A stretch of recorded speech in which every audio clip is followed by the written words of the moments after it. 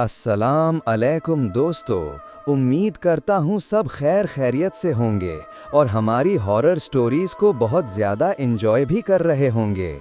आज की स्टोरी बहुत ज़्यादा हॉरर है, तो चलें शुरू करते हैं। ये कहानी हमें शहर के एक सुनसान और शांत इलाके से जैन ने भेजी है। उनका कहना है कि नया घर लेना उनके लिए एक नई शुरुआत थी, लेकिन पहली ही रात दीवारों से आने वाली टिक टिक की आवाज़ें ने सब कुछ बदल दिया। छत पर कदमों की आहट, जबकि छत बंद थी। दरवाजे जो रात को अंदर से लॉक होते और सुबह खुले मिलते, और खाली कमरों से आती वो धीमी फुसफुसाहटें जो सिर्फ एक नाम लेती थीं, जैन।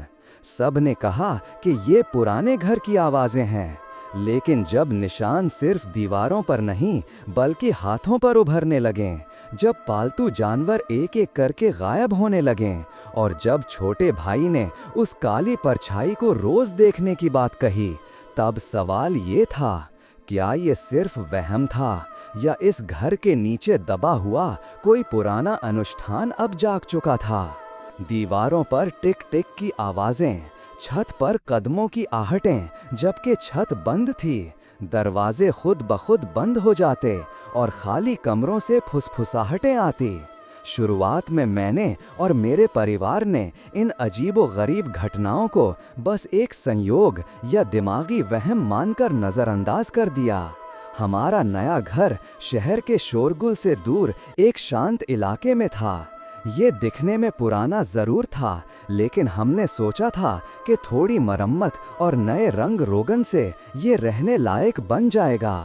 पहली रात जब मैं अपने बिस्तर पर लेटा था, मुझे लगा जैसे कोई मेरे कमरे के दरवाजे के बाहर धीरे धीरे नाखून रगड़ रहा हो।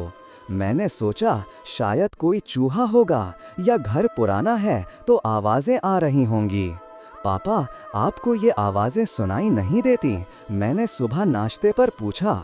मेरे पिता ने अखबार से नज़रें हटाए बिना कहा, कौन सी आवाज़ें? मुझे तो सिर्फ तुम्हारी बड़बड़ाहट सुनाई दे रही है जैन। मेरी माँ ने मेरी तरफ देखा, उनके माथे पर हल्की सी शिकन थी। जैन, तुम ज़्यादा सोच रहे हो। नए घर में कभी कभी ऐसा होता है, पुरानी लकड़ियों की आवाज़ें होंगी। मेरे छोटे भाई राज, जो मुश्किल से 7 साल का था, अपनी प्लेट में पड़ी सब्जी को चम्मच से इधर उधर कर रहा था। उसने एक पल के लिए ऊपर देखा। उसकी आंखों में कुछ ऐसा था जो मैंने पहले नहीं देखा था, एक अजीब सी चमक, एक अनकहा डर। लेकिन उसने कुछ नहीं कहा। दादाजी, जो हमेशा से हर चीज़ को तर्क की कसौटी पर कसते थे, उन्होंने अपने चश्मे की नोक को ऊपर करते हुए कहा, बेटा, ये सब मन का वहम है। इस घर में कुछ नहीं है। मैंने तो अपनी पूरी जिंदगी ऐसे ही घरों में गुजारी है। लेकिन आवाज़ें बढ़ती गईं। रात को जब हर चीज़ शांत होती तो छत से भारी कदमों की आवाज़ आती, जैसे कोई वजनदार चीज़ खींच रहा हो। कभी कभी मेरे कमरे का दरवाज़ा, जो मैंने अंदर से बंद किया होता, सुबह खुला मिलता। मैंने कई बार सोचा कि शायद मैं रात को भूल जाता हूँ, लेकिन इतनी बार नहीं। एक बार तो मैंने अपने दरवाजे पर एक छोटा सा धागा बांध दिया था, जो सुबह टूटा हुआ मिला। देखो, दरवाज़ा खुला है, मैंने अपनी माँ से कहा, धागा दिखाते हुए। जैन, तुम बच्चे नहीं हो, ये सब क्या बचकानी हरकतें हैं। उन्होंने धागा उठाया और कूड़ेदान में फेंक दिया। हवा से खुल गया होगा, लेकिन हवा से तो फुसफुसाहटें नहीं आती। खाली कमरों से, खासकर रात के गहरे सन्नाटे में, लगता था जैसे कोई मेरा नाम पुकार रहा हो। आवाज़ इतनी धीमी होती कि मैं कभी यकीन से नहीं कह पाता कि वो सिर्फ मेरे दिमाग का खेल था या कोई सचमुच बोल रहा था। ये फुसफुसाहटें मुझे बेचैन कर देती थीं।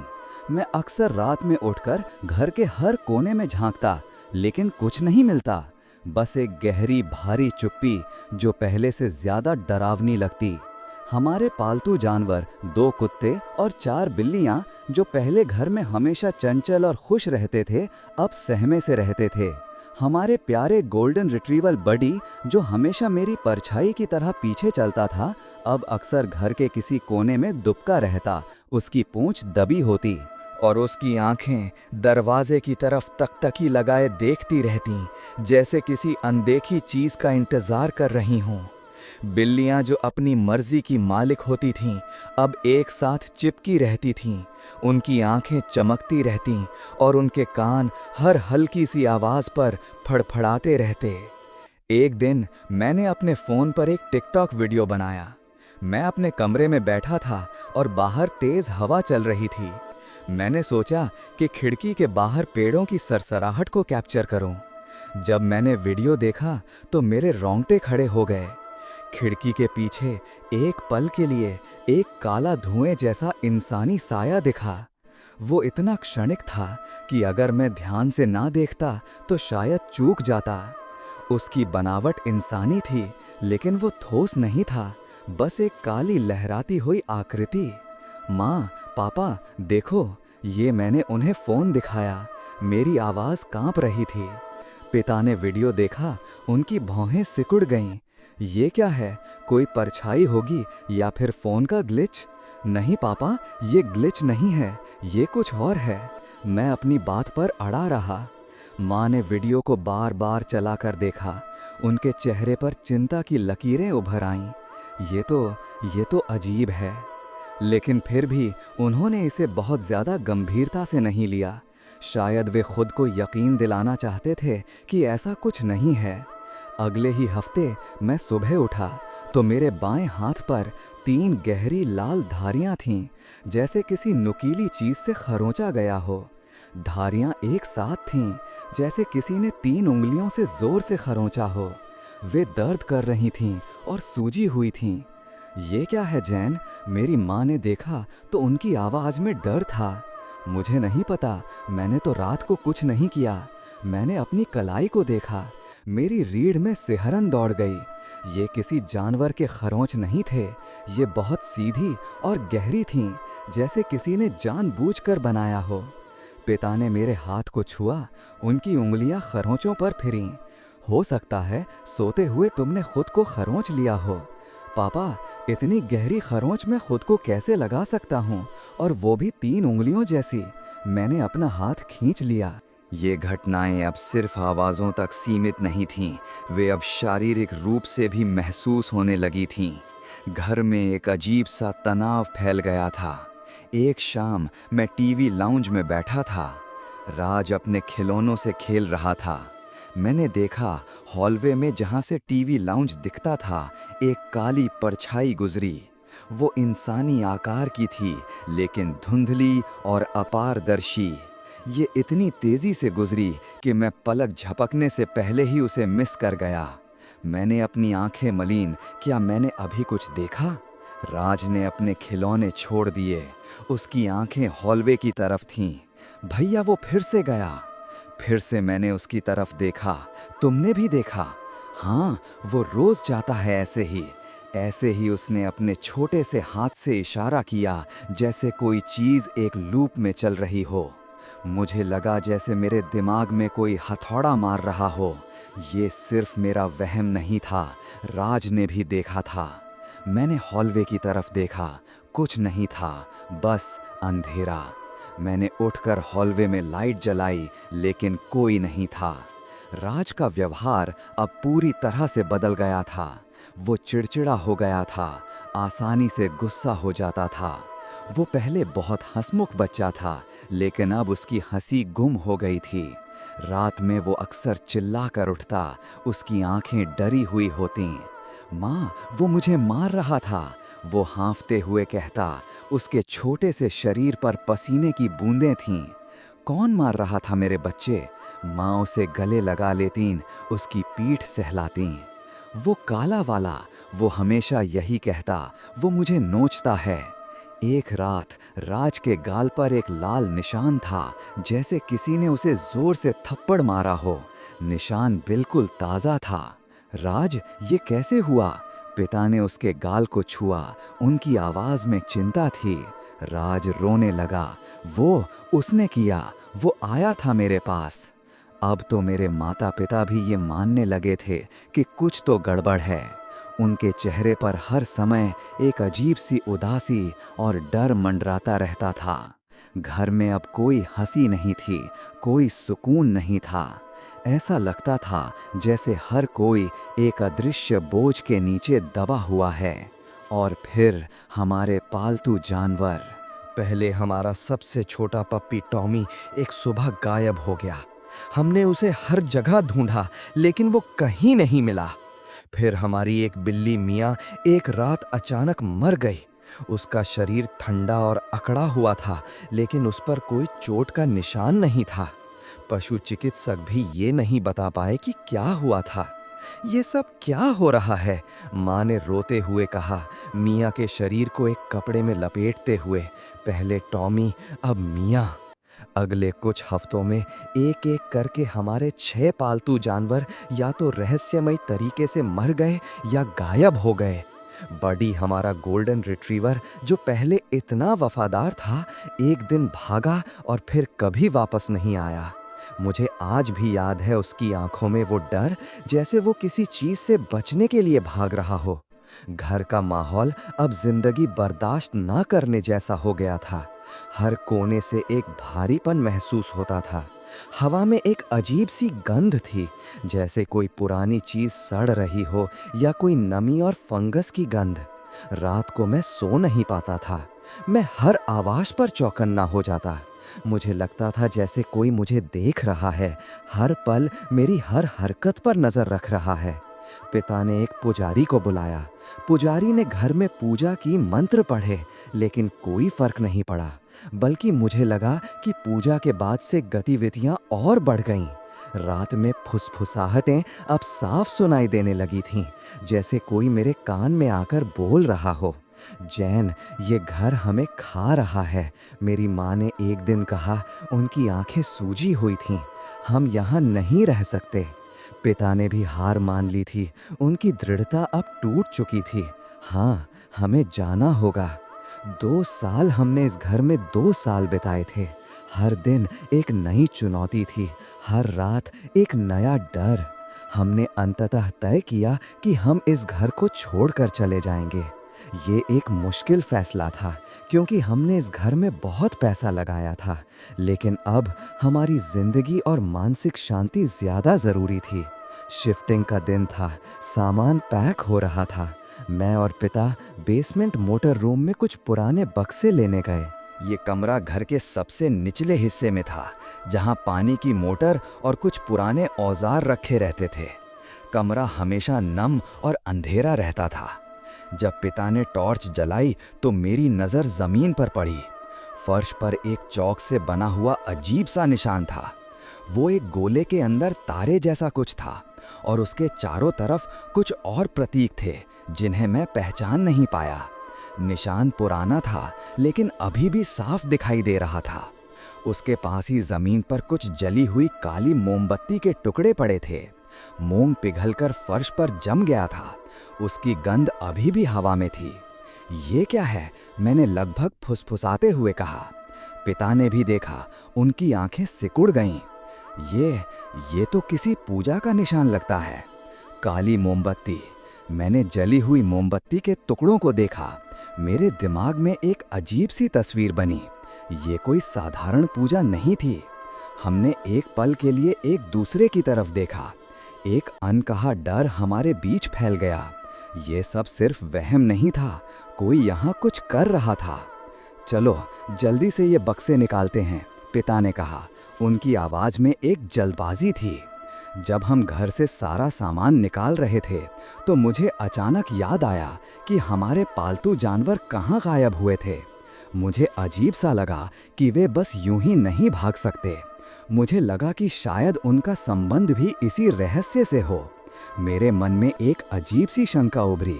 मैंने पिता से कहा कि मुझे बाहर झाड़ियों में कुछ देखना है। झाड़ियों में क्या देखना है तुम्हें? पिता ने पूछा। लेकिन मैंने उनका जवाब सुने बिना ही बाहर की तरफ दौड़ लगा दी।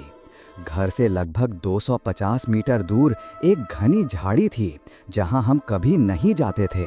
वो जंगली और ऊबड़ खाबड़ जगह थी। मैंने अपनी आंखों से झाड़ियों के बीच रास्ता बनाते हुए आगे बढ़ा। जमीन पर सूखी पत्तियां और टहनियां बिखरी हुई थीं। जैसे जैसे मैं आगे बढ़ा, एक अजीब सी महक तेज होती गई। वो मिट्टी, सड़ी हुई पत्तियों और कुछ और ही अजीब चीज की महक थी। मैंने एक जगह पर रुककर जमीन खोदी। ज्यादा गहराई तक खोदने की जरूरत नहीं पड़ी। मेरी उंगलियों को कुछ कठोर चीज महसूस हुई। मैंने और मिट्टी हटाई और जो मिला उसे देखकर मेरी सांसें अटक गईं। वहां मिट्टी के नीचे कई नुकीले पत्थर दबे हुए थे। उनके साथ कांटेदार पौधों की जड़ें भी थीं, जैसे किसी ने जानबूझकर उन्हें वहां लगाया हो। और उन सब के बीच टूटी हुई गुड़ियों के टुकड़े थे, प्लास्टिक की आंखें, कपड़े के चिथड़े, टूटे हुए हाथ पैर। वे गुड़ियां नई नहीं थीं, बल्कि पुरानी और गंदी थीं, जैसे किसी पुराने विभत्स खेल का हिस्सा रही हों।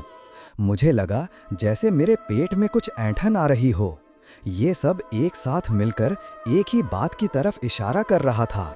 किसी ने यहाँ कोई काला जादू या अनुष्ठान किया था। ये सब हमारे घर में हुई गतिविधियों से जुड़ा था। पालतू जानवरों का गायब होना, राज का व्यवहार, मेरे खरोच, वो काली परछाई, सब कुछ अब साफ होने लगा था। मैंने जल्दी से मिट्टी वापस डाली और वापस घर की तरफ भागा। मैं हाँफ रहा था, मेरा दिल जोर जोर से धड़क रहा था। क्या मिला? पिता ने मुझे देखते हुए पूछा। वहां झाड़ियों में पत्थर, कांटे और टूटी गुड़ियां, मैंने हाँफते हुए कहा, जैसे कोई अनुष्ठान हुआ हो। पिता के चेहरे पर अब कोई संदेह नहीं था, वो समझ गए थे। हमने पुलिस को बुलाया। 2 पुलिसकर्मी आए, उन्होंने हमारी बातें सुनी। हमने उन्हें बेसमेंट में मिला निशान और बाहर झाड़ियों में मिली चीज़ों के बारे में बताया। उन्होंने बेसमेंट में देखा, झाड़ियों की भी जांच की। सर, ये तो बस पुराने घर का कचरा लगता है, एक पुलिसकर्मी ने कहा। उसके चेहरे पर कोई दिलचस्पी नहीं थी। चल का निशान कोई बच्चे ने बनाया होगा और मोमबत्ती दिवाली की होगी, और झाड़ियों में तो अक्सर लोग कचरा फेंक देते हैं। टूटी गुड़ियां और पत्थर कोई बड़ी बात नहीं है। लेकिन सर, ये सब एक साथ क्यों? मैंने पूछा। मेरी आवाज़ में हताशा थी। और हमारे घर में जो कुछ हुआ है उसका क्या? ये सब आपका वहम है बेटा, दूसरे पुलिसकर्मी ने कहा। उसकी आवाज़ में एक हल्की सी हंसी थी। पुराने घर में ऐसी आवाज़ें आती रहती हैं और बच्चों को कभी कभी बुरे सपने आते हैं। उन्होंने हमारी बातों को बस एक पुराना कचरा और वहम कहकर डिसमिस कर दिया। उन्हें कोई सबूत नहीं मिला, कोई अपराधी नहीं मिला। उनके लिए ये एक सामान्य मामला था। हमने पुलिस के जाने के बाद एक दूसरे को देखा। हमें पता था कि वे गलत थे। हमें पता था कि हमने क्या अनुभव किया था, लेकिन अब कोई रास्ता नहीं था। हमने घर छोड़ दिया। अगले दिन हम उस घर से हमेशा के लिए निकल गए। पीछे छोड़ गए वो अंधेरा, वो डर, वो भारीपन। हमने एक नया घर ढूंढा, एक नए शहर में। शुरुआत में हर आवाज़ मुझे डराती थी, हर परछाई मुझे उस काली आकृति की याद दिलाती थी। राज को भी कुछ समय तक रात में बुरे सपने आते रहे, लेकिन धीरे धीरे सब कुछ बदलने लगा। नए घर में हवा साफ थी, हल्की थी। दीवारों से कोई टिक टिक की आवाज़ नहीं आती थी। छत पर कोई कदमों की आहट नहीं होती थी। दरवाजे अपनी जगह पर रहते थे। खाली कमरों से कोई फुसफुसाहट नहीं आती थी। राज फिर से हंसने लगा। उसकी पुरानी चंचलता वापस आ गई थी। उसके गालों पर अब कोई लाल निशान नहीं आते थे। हमने फिर से पालतू जानवर पाले। एक नया पपी जिसका नाम हमने आशा रखा, और 2 बिल्लियां। वे सब खुश और स्वस्थ थे। उनकी आंखें अब डर से नहीं चमकती थीं, बल्कि प्यार और मस्ती से भरी रहती थीं। 2 साल बाद हमें उस घर के बुरे अनुभव से मुक्ति मिल गई थी। उस घर की यादें अभी भी कभी कभी मेरे दिमाग में कौंध जाती हैं, खासकर जब मैं अकेला होता हूँ या रात के सन्नाटे में। लेकिन अब वो यादें उतनी डरावनी नहीं लगती। वे बस एक भयानक अध्याय का हिस्सा हैं जो हमने बंद कर दिया है। हमें शांति मिल गई थी। हम उस अंधेरे से निकल आए थे। लेकिन मैं जानता हूँ उस घर में आज भी कुछ है, कुछ ऐसा जो शायद हमेशा वहीं रहेगा, किसी और के इंतज़ार में। अगर आप जानना चाहते हैं कि बेसमेंट के फर्श पर बना वो निशान असल में क्या था और झाड़ियों में दबे हुए पत्थर और टूटी गुड़ियां किस बात का इशारा कर रही थीं, तो वीडियो को अभी लाइक करें, चैनल को सब्सक्राइब करें, अपने दोस्तों के साथ शेयर करें और कमेंट में ज़रूर लिखें कि अगर आपको अपने घर में ऐसी आवाज़ें सुनाई दें तो क्या आप रुक कर सच जानने की कोशिश करेंगे या बिना पीछे देखे वहां से निकल जाएंगे।